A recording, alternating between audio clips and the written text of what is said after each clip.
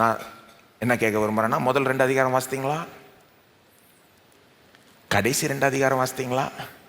ஒன்றும் இல்லை, பைபிளில் நிறைய பேர் என்னென்னத்தையோ வாசிட்டு இருக்காங்க. முதல் 2 அதிகாரத்தையும் வாசிக்கல, கடைசி 2 அதிகாரத்தையும் வாசிக்கல. இப்போ நம்ம அதை பார்ப்போம். ஏன்னா அதுதான் தேவனுடைய பூரண சித்தத்தை வெளிப்படுத்துது.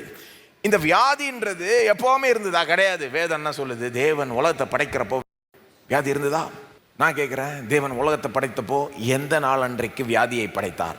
2வது நாள் படைச்சாரா? இல்லை அந்த 5வது நாள் படைச்சாரா? on which day did he create sickness? அவர் வியாதியை உண்டாக்கவில்லையே.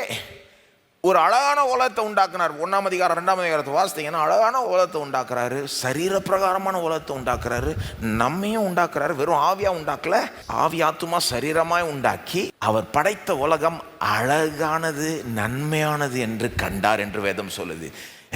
அவர் படைச்ச உலகத்தை பார்த்து 1ஆம் அதிகாரம் முடிவில் தேவன் என்ன சொல்றாரு? இது மிகவும் நல்லது. எல்லாம் சொல்லுங்க, மிகவும் நல்லது.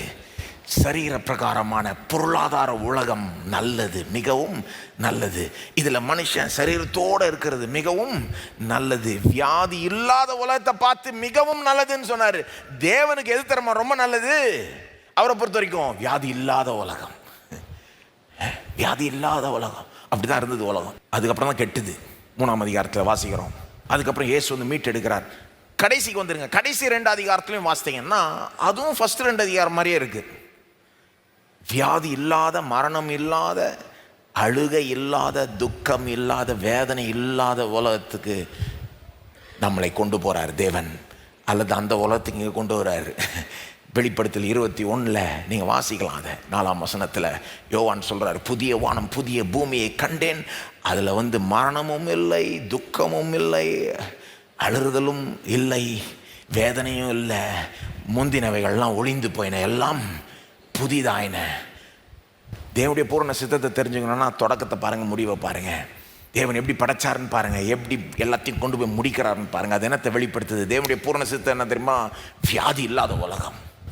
வியாதி இருக்கக்கூடாது, மரணமே இருக்கக்கூடாது, துக்கமே இருக்கக்கூடாது, வலியே இருக்கக்கூடாது, வேதனையே. இதுதான் தேவனுடைய சித்தம். அப்போ எப்படி எல்லாம் மாறிச்சு? எப்படி உலகம் எப்படி ஆயிடுச்சுன்னா 3ஆம் அதிகாரத்தில் தான் எல்லாம் மாறிச்சு. எப்படி ஆச்சு? மனுஷன் பாவம் செஞ்சான். மனுஷன் பாவம் செஞ்சதுனால தான் வியாதி உலகத்துக்குள்ளே நுழைஞ்சது.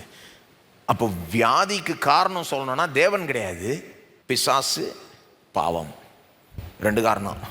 இதில் பெரிய காரணம் வந்து பாவம். மனுஷன் பாவம் செய்யலைன்னா பிசாசுக்கு எந்த ஹோல்டும் கிடையாது. நீங்கள் நிறைய பேர் வியாதிக்கு கடவுளை தான் பழி சுமத்திக்கிட்டு இருக்காங்க.